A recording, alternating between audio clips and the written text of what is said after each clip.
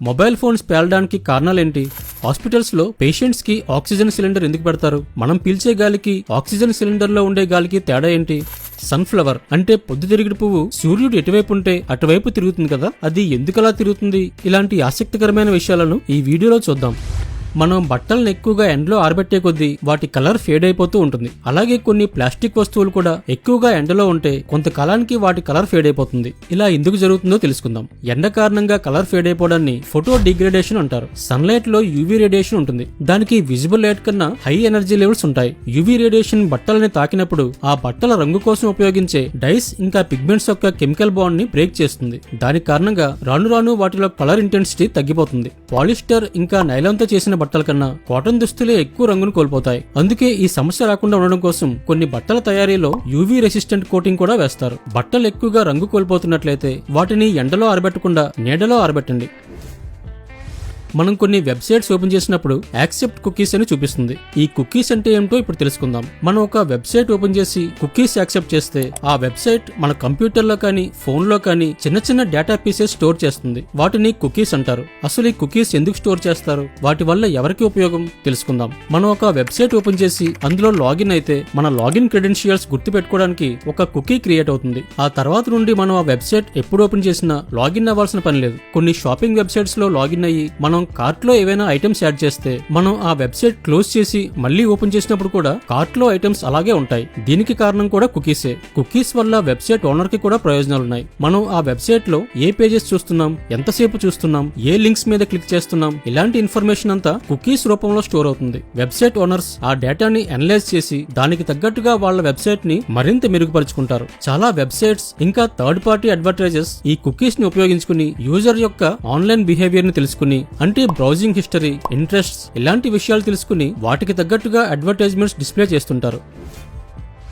Sunflower అంటే పొద్దుతిరుగుడు పువ్వు సూర్యుడు ఎటువైపు ఉంటే అటువైపు తిరుగుతుంది కదా, అది ఎందుకలా తిరుగుతుంది, ఎలా తిరుగుతుందో తెలుసుకుందాం. ఈ రకమైన బిహేవియర్ ని హీలియోట్రోపిజం అంటారు. మనుషుల్లాగే మొక్కలకు కూడా ఇంటర్నల్ బయోలాజికల్ క్లాక్ ఉంటుంది. ఇది మొక్క ఎదుగుదలను, ప్రవర్తనను నియంత్రిస్తుంది. ఇది సర్కేడియం రిథం ని ఫాలో అవుతుంది. దాని కారణంగానే తెల్లవారుజామున సూర్యుడి తొలి వెలుగు రాకముందే ఈ పువ్వు తూర్పు వైపు తిరుగుతుంది. సూర్యుడు తూర్పున ఉదయించిన తర్వాత రోజు గడిచే కొద్దీ సూర్యుడితో పాటు పడమర దిశగా తిరుగుతుంది. సూర్యుడు అస్తమించిన తర్వాత ఈ పువ్వు మళ్లీ తూర్పు వైపు తిరిగి మరుసటి రోజు మళ్లీ సైకిల్ మొదలు పెట్టడానికి సిద్ధంగా ఉంటుంది. ఇలా ఎందుకు తిరుగుతుందంటే తూర్పున సూర్యుడు ఉదయించినప్పుడు మొక్కకు తూర్పు వైపు ఎండ ఎక్కువగా తగులుతుంది కాబట్టి అటువైపు ఫోటోసింథసిస్ బాగా జరిగి అటువైపు ఎదుగుదల వేగవంతం అవుతుంది. ఇరువైపులా ఎదుగుదలలో వ్యత్యాసం ఉండడం వల్ల మొక్క తూర్పు నుండి పడమర వైపు తిరుగుతుంది. సూర్యుడు అస్తమించిన తర్వాత మొక్కకి మరొక వైపు ఎదుగుదల వేగవంతం అయ్యి మొక్క తూర్పు వైపు తిరుగుతుంది. సన్ఫ్లవర్ ప్లాంట్స్ ఇలా ప్రవర్తించడానికి మరొక కారణం కూడా ఉంది. ఇలా చేయడం వల్ల పువ్వులు ఎక్కువ సూర్యుడి కాంతిని గ్రహిస్తాయి.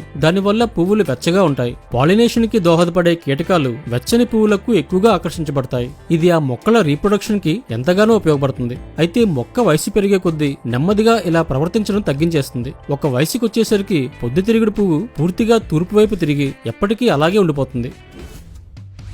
లారీస్ ఇంకా బస్సెస్ కి వెనక 4 చక్రాలు ఉంటాయి. ఎందుకు తెలుసుకుందాం. వెనక 4 చక్రాలు ఉండడం వల్ల లారీ లేదా బస్ యొక్క వెయిట్ లార్జర్ సర్ఫేస్ ఏరియా మీద డిస్ట్రిబ్యూట్ అవుతుంది. ఈ కాంటాక్ట్ ఏరియా పెరగడం వల్ల టైర్స్ మీద ఇంకా రోడ్డు మీద ఎక్కువ ప్రెషర్ పడదు. దానివల్ల టైర్స్ ఎక్కువ కాలం మన్నుతాయి. రోడ్డు కూడా త్వరగా డ్యామేజ్ అవ్వదు. పైగా ఇలా ఉండడం వల్ల హెవీ లోడ్స్ మోసుకెళ్లేటప్పుడు కూడా వెహికల్ సేఫ్ గా స్టేబుల్ గా ఉంటుంది. వర్షం పడుతున్నా, మంచు పడుతున్నా లేదా గతుకుల రోడ్లో వెళ్ళినా కూడా టైర్స్ కి రోడ్డు మీద ఎక్కువ గ్రిప్ ఉంటుంది. దానివల్ల వెహికల్ స్కిడ్ అవ్వడం, స్లిప్ అవ్వడం జరగదు. మరి ముందర 2 చక్రాలు ఎందుకుంటాయంటే అలా ఉంటేనే బెటర్ స్టీరింగ్ కంట్రోల్ ఉంటుంది. ముఖ్యంగా తక్కువ స్పీడ్ లో వెళ్లేటప్పుడు, టర్నింగ్స్ అప్పుడు స్టీరింగ్ ని బెటర్ గా కంట్రోల్ చేయొచ్చు. హాస్పిటల్స్ లో పేషెంట్స్ కి ఆక్సిజన్ సిలిండర్ ఎందుకు పెడతారు? మనం పీల్చే గాలికి ఆక్సిజన్ సిలిండర్ లో ఉండే గాలికి తేడా ఏంటి తెలుసుకుందాం. పేషెంట్స్ కి ఊపిరితిత్తుల సమస్య లేదా శరీరంలో ఇతర సమస్యల కారణంగా ఆక్సిజన్ సరిగా తీసుకోలేకపోతే పేషెంట్ కి ఆక్సిజన్ సిలిండర్ ద్వారా ఆక్సిజన్ ఇస్తారు. ఎందుకంటే బాడీలో సెల్స్ అండ్ టిష్యూస్ సరిగా పనిచేయాలంటే ఆక్సిజన్ చాలా అవసరం. అయితే మనం గాలి ద్వారా తీసుకునే ఆక్సిజన్ కి ఆక్సిజన్ సిలిండర్ లో ఉండే ఆక్సిజన్ కి తేడా ఏంటంటే మనం పీల్చుకునే గాలిలో సుమారు 21% ఆక్సిజన్ ఉంటుంది. దానితో పాటు నైట్రోజన్, ఆర్గాన్, కార్బన్ డయాక్సైడ్ లాంటి ఇతర గ్యాసెస్ కూడా ఉంటాయి. కానీ ఆక్సిజన్ సిలిండర్ లో ఉండేది 100% ప్యూర్ ఆక్సిజన్. ఊపిరితిత్తుల సమస్య ఉన్న పేషెంట్స్ కి ఇలాంటి హై కాన్సన్ట్రేటెడ్ ఆక్సిజన్ అవసరం. పైగా ఆక్సిజన్ సిలిండర్ కి ఆక్సిజన్ ఫ్లో ని రెగ్యులేట్ చేసే సదుపాయం ఉంటుంది. దానివల్ల పేషెంట్స్ కి ఎంత ఆక్సిజన్ అవసరమో చూసుకుని దానికి తగ్గట్టు డాక్టర్స్ ఆక్సిజన్ ఫ్లో ని పెంచడం లేదా తగ్గించడం చేయొచ్చు. హాస్పిటల్స్ లో కనిపించే ఈ ప్లస్ గుర్తుకు అర్థం ఏంటి తెలుసుకుందాం. ఈ ప్లస్ గుర్తును రెడ్ క్రాస్ ఎంబ్లెమ్ అంటారు. రెడ్ క్రాస్ అనేది ఒక అంతర్జాతీయ సేవా సంస్థ. దీనిని International Committee of the Red Cross నిర్వహిస్తుంది. ఇది 1863లో జెనీవాలో రూపుదిద్దుకుంది. దీని కొనసాగింపుగా 1919లో International Federation of Red Cross and Red Crescent Societies ఏర్పడింది. ఇవేం చేస్తుంటాయంటే అంతర్జాతీయంగా యుద్ధాల్లో, ప్రమాదాల్లో, మహమ్మారి వ్యాధుల సమయాల్లో బాధితుల ప్రాణాలను రక్షించే మానవతా సేవలను అందిస్తుంటాయి. ఇప్పుడు ఈ ఎంబ్లెమ్ ని హాస్పిటల్స్ కూడా వినియోగించుకుంటున్నాయి. ప్రజలకు సులభంగా తెలియడానికి ఈ గుర్తు ఉపయోగపడుతుంది. మొబైల్ ఫోన్ పేలడం వల్ల గాయాల పాలైన వాళ్ళు చాలా మంది ఉన్నారు. కొందరైతే చనిపోయారు కూడా. అసలు ఈ ఫోన్స్ ఎందుకు పేలుతున్నాయో తెలుసుకుందాం. ఫోన్ పేలడానికి చాలా కారణాలున్నాయి. అందులో ప్రధానమైనవి బ్యాటరీ మరియు ఛార్జింగ్. బ్యాటరీలో మ్యానుఫ్యాక్చరింగ్ డిఫెక్ట్స్ ఉన్న, షార్ట్ సర్క్యూట్ జరిగినా లేదా సరిగా అసెంబుల్ చేయకపోయినా బ్యాటరీలో విపరీతంగా వేడి పెరిగిపోయి పేలిపోయే అవకాశం ఉంది. అందుకే మీ ఫోన్లో బ్యాటరీ పాడైతే బయట తక్కువ రేటుకే వస్తుందని చెప్పి నకిలీ బ్యాటరీస్ లేదా తక్కువ క్వాలిటీ బ్యాటరీస్ వేయించి ప్రాణాల మీదకి తెచ్చుకోకండి. ఆథరైజ్డ్ సర్వీస్ సెంటర్లో బ్రాండెడ్ అండ్ జెన్యూన్ బ్యాటరీ వేయించుకోండి. ఇంకా మీ ఫోన్ కింద పడినప్పుడు లేదా ఫోన్ మీద ఏదైనా వస్తువు పడినప్పుడు ఫోన్ కి కొన్నిసార్లు ఫిజికల్ డ్యామేజ్ జరుగుతుంది. అలా జరిగినప్పుడు దాని ఇంపాక్ట్ బ్యాటరీ మీద కూడా పడే అవకాశం ఉంది. దాని కారణంగా కూడా కొన్నిసార్లు బ్యాటరీలో షార్ట్ సర్క్యూట్ జరిగి ఓవర్ హీటింగ్ లేదా స్వెల్లింగ్ లాంటి సమస్యలు రావచ్చు. నకిలీ చార్జర్స్ లేదా కంపెనీ రికమెండ్ చేయని చార్జర్స్ తో ఎక్కువసేపు ఛార్జింగ్ పెట్టినా లేదా ఛార్జింగ్ కేబుల్లో ఏదైనా లోపం ఉన్నా కూడా ఓవర్ ఛార్జింగ్ అయ్యి బ్యాటరీలో విపరీతంగా వేడి పెరిగిపోతుంది. ఫోన్ ని డైరెక్ట్ సన్లైట్ లో ఎక్కువసేపు ఉంచకూడదు. అలాగే ఛార్జింగ్ పెడుతున్నప్పుడు ఫోన్ ని వాడకూడదు. వీటి వల్ల కూడా బ్యాటరీ ఓవర్ హీట్ అయ్యి పేలిపోయే అవకాశం ఉంది. ఇలాంటి ఆసక్తికరమైన ప్రశ్నలు ఏమైనా అడగాలనుకుంటే కామెంట్ బాక్స్ లో రాయండి.